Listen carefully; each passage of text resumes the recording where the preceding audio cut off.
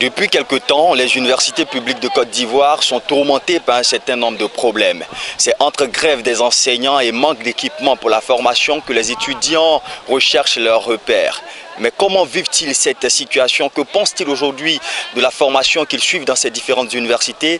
Pour avoir quelques éléments de réponse à ces différentes interrogations, nous nous retrouvons aujourd'hui au cœur de l'université Félix Houphouët-Boigny de Cocody. Suivez-nous. Nous sommes avec Odilon Gildas, secrétaire général de l'ADESCOM, qui est l'association des étudiants en communication de l'université Félix Houphouët-Boigny. Dites-nous, Gildas, quelles sont les difficultés que vous rencontrez dans votre faculté?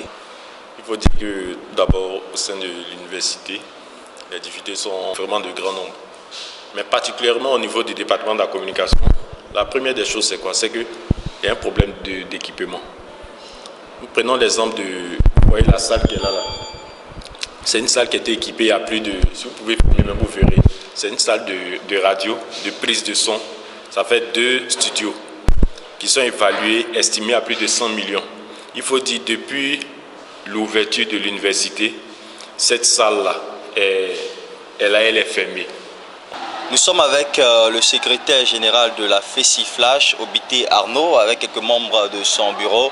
Alors, dites-nous, quels sont les problèmes que vous rencontrez ici à l'université? Il y a des problèmes d'ordre, en tout cas de premier ordre, qu'on aurait dû résoudre, tels que les problèmes de bibliothèque, parce que vous ne diriez pas à quelqu'un qui laboure la terre de laisser sa machette et d'aller mettre en valeur une terre. C'est pas possible. Alors, avec quoi à l'université, il n'y a pas de bibliothèque?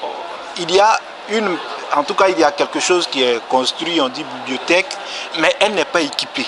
Au niveau de la formation, quel est le problème que vous rencontrez?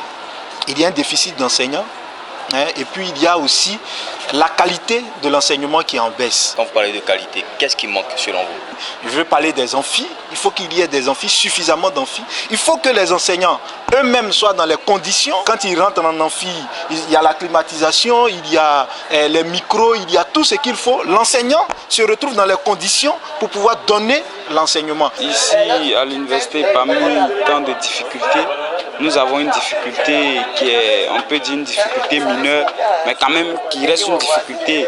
Pour une université qui se veut émergente, il faut aussi parler de ça. C'est la question des toilettes. Parce qu'il faut dire que quand nous faisons des cours de l'autre côté en faculté de droit, nous sommes obligés, et que nous avons des besoins naturels d'ailleurs, nous sommes obligés de quitter là pour venir jusqu'ici. Et certains même vont dans l'espace vert pour aller se soulager. Pas de leur faute, parce qu'il n'y a pas de latrine.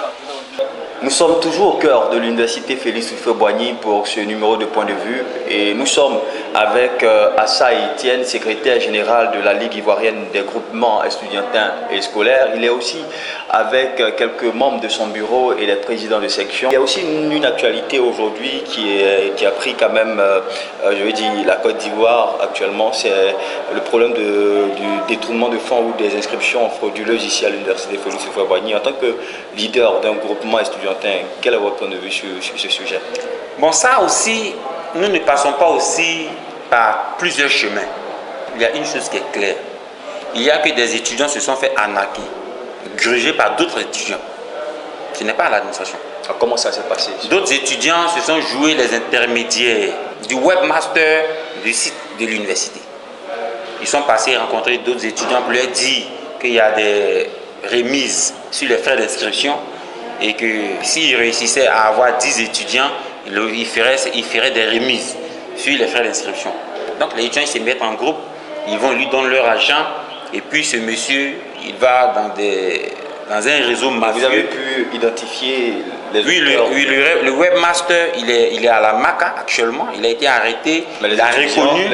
Maintenant, les étudiants et autres personnes qui étaient les intermédiaires, eux, bon, il y a des interrogations qui sont en train d'être faites. Les noms existent, les personnes existent. Mais comme ce sont des enquêtes de justice, je pense qu'après tout, ils vont donner les résultats des enquêtes et ces étudiants seront connus. Mesdames, Messieurs, c'est ici que la route de cet autre numéro de point de vue s'arrête. Nous avons été très heureux d'être avec vous. Vous pouvez vous aussi réagir sur nos réseaux sociaux et aller sur notre site internet pour plus d'informations. Nous nous retrouverons la semaine prochaine. Prenez soin de vous.